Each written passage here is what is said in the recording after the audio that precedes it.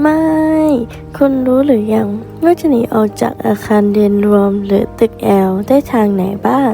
ชั้น2ชั้น3ชั้น4และชั้น5มีทางออกด้วยกันทั้งหมด3จุดที่1บันไดบริเวณฝั่งลิฟต์จุดที่2บันไดบริเวณด้านขวามือของอาคาร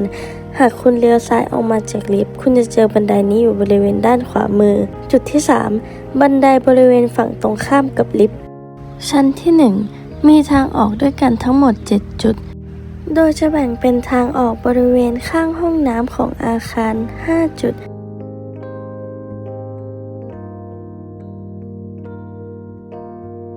และบริเวณโรงอาหารอีก2จุด